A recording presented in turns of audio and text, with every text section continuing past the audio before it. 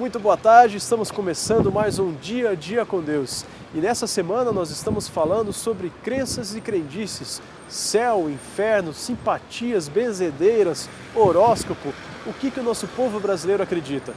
Acompanhe mais algumas entrevistas que nós fizemos a respeito deste assunto.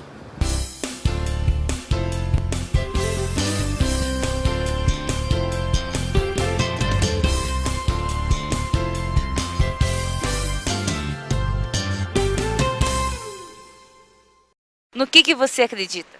Eu acredito só em Deus e na salvação de Jesus Cristo. Eu acredito em Deus, com certeza. Acredito em Jesus Cristo. Acho que tem um poder maior que a gente, assim. Que é uma crença maior que todos nós, claro. Acredito na palavra de Deus. E o que você pensa sobre céu e inferno? Olha, eu acredito muito em Deus, eu acredito que existe esse céu, pelo menos é o que eu prefiro acreditar no momento, assim. Acredito em céu, lógico. Se eu dia que morrer, eu não sei, eu não tenho ideia o que seja o céu, mas eu acredito que é um lugar que você vá, você fica com Deus e tá tudo bem, entendeu? Acredito que exista também o inferno, mas para mim eu prefiro focar mais a existência de Deus, assim, de um lugar melhor, assim. Eu nunca paro para pensar muito nessa questão do inferno, assim. É um lugar que acho que eu não gostaria de ir, né? Se você ficar queimadinha lá, é isso que eu penso. Você acredita em simpatias? Mais ou menos. Não. Não. Não acredito. Esses assuntos de espiritismo eu até respeito, mas não pode dizer que acredito ou não acredito, eu respeito, mas fico na minha posição de católico. Ah, já. E funcionou?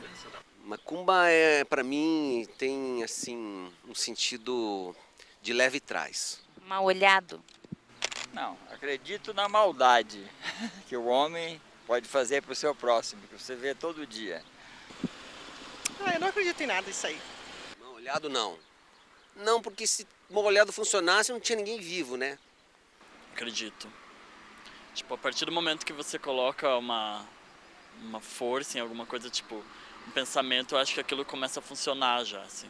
Por mais fraco que seja, eu acho que funciona, assim. Benzedeira? Não acredito. Por que você não acredita? Eu acho que é mais misticismo isso aí. Eu acho que não tem nada que possa embasar, realmente dar credibilidade a esse tipo de crendices, né? Que eu tava com umas, como que se diz, quando você pega, de praia, eu peguei uma micose de praia, daí não saía, não sarava nada e tal, eu era bem pequenininho, minha mãe me levou, né? Aí me curou, tal, foi legal. Acho que em benzedeiro eu acredito, entendeu? Você acredita em horóscopo? Horóscopo?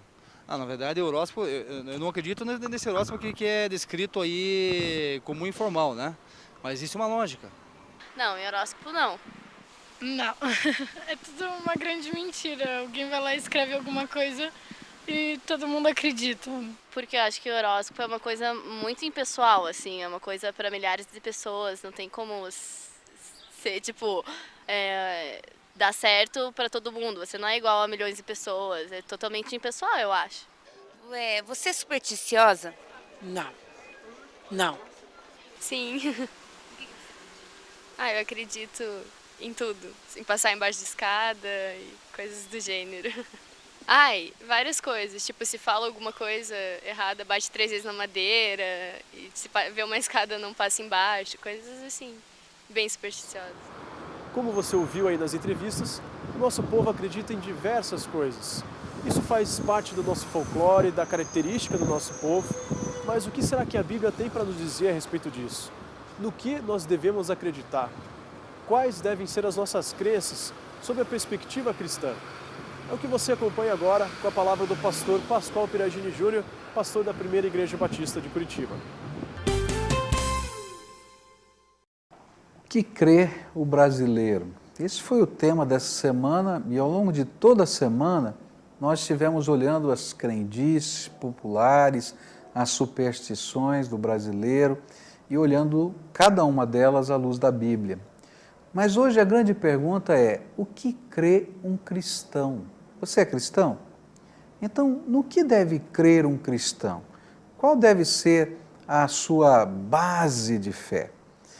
Para responder essa pergunta, a gente pode se valer talvez da primeira confissão de fé que a gente encontra na história, o chamado Credo Apostólico.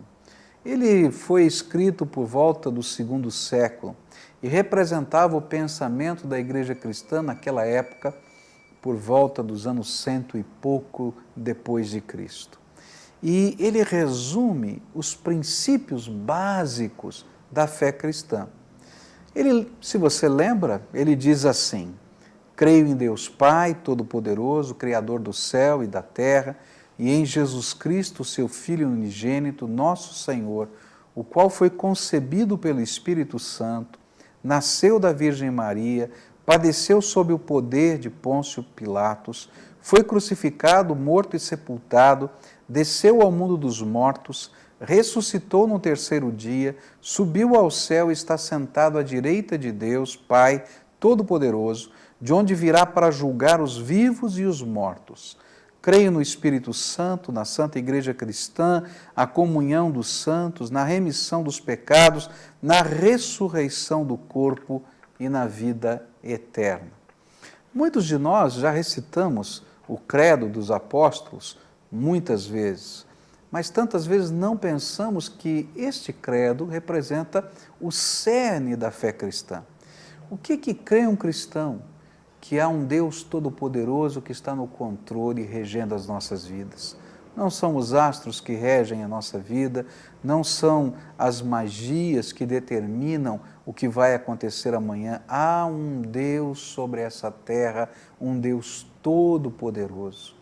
O que nós cremos como cristãos é que a única maneira de nos ligarmos a esse Deus e termos os nossos pecados perdoados é aquilo que Jesus fez por nós na cruz do Calvário.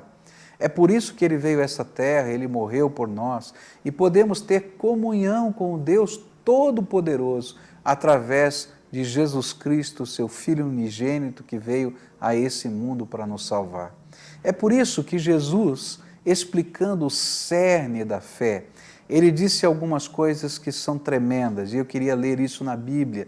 E você vai encontrar no Evangelho de João, no capítulo 3, onde a Bíblia diz assim, no verso 16, porque Deus tanto amou o mundo que deu o seu Filho unigênito, para que todo aquele que nele crê não pereça, mas tenha a vida eterna. E no verso 18 ele diz assim, quem nele crê não é condenado, mas quem não crê já está condenado por não crer no nome do Filho unigênito de Deus. E este é o julgamento. A luz veio ao mundo, mas os homens amaram as trevas e não a luz, porque as suas obras eram más. Quem pratica o mal odeia a luz e não se aproxima da luz, temendo que as suas obras sejam manifestas. O que a Bíblia nos ensina, e esse é o cerne da fé cristã, é que só em Jesus podemos ter a nossa vida abençoada. Quem nele crê não está condenado, já passou da morte para a vida, diz a Bíblia. Vida eterna, vida abundante, vida cheia da graça. Mas quem nele não crê, já está condenado.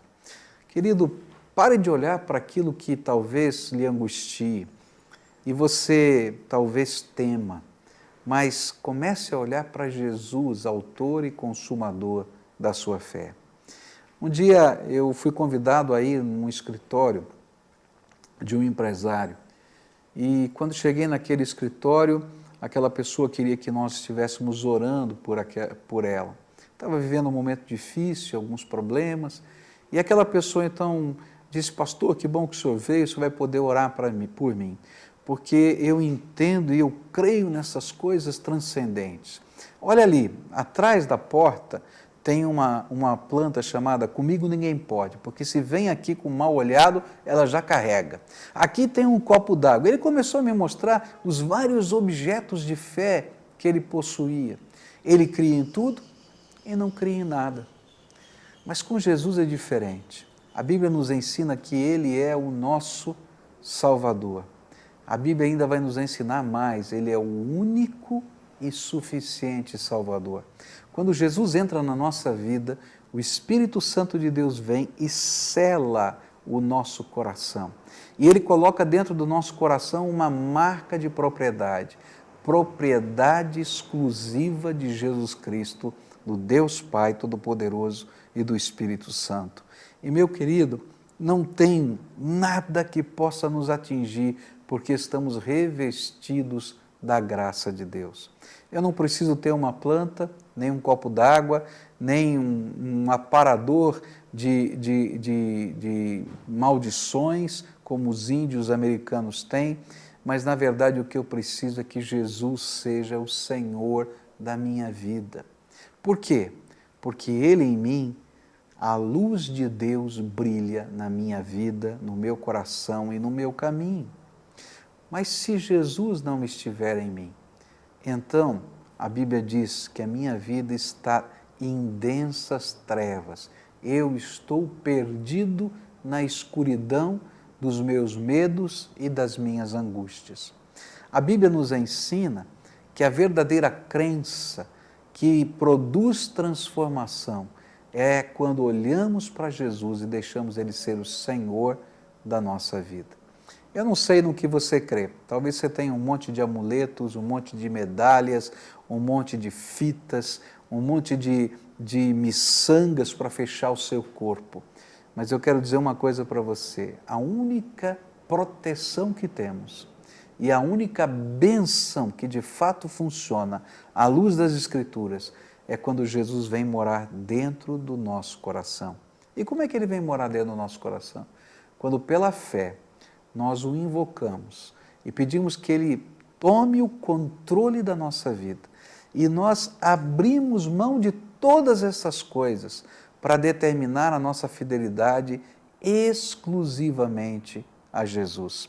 Esse texto que lemos em João diz que muitos não querem isso, porque sempre que a luz brilha, aquilo que está errado na nossa vida tem que ser mexido e consertado. E se a gente vive no domínio dessas coisas que estão erradas, nós certamente não desejaremos que Jesus ilumine o nosso coração. Mas se desejamos que Jesus ilumine o nosso coração, a bênção dele virá e a transformação também. Eu não sei no que você crê, mas eu quero dizer que todo cristão precisa crer em Jesus como o único e suficiente Salvador. Suficiente, não precisa de mais nada, só Jesus nos basta.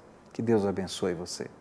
E este foi mais um Dia com Deus, mais uma semana que está terminando agora. Muito obrigado por sua audiência, você que acompanhou a nossa programação. Não deixe de entrar em contato com a gente pelo nosso site, é o www.diaadiacondeus.com.br ou ligue para a gente no 2106-4347. Semana que vem estaremos de volta aqui no mesmo horário. Que você tenha um ótimo final de semana. Deus abençoe você e a sua família. Até lá!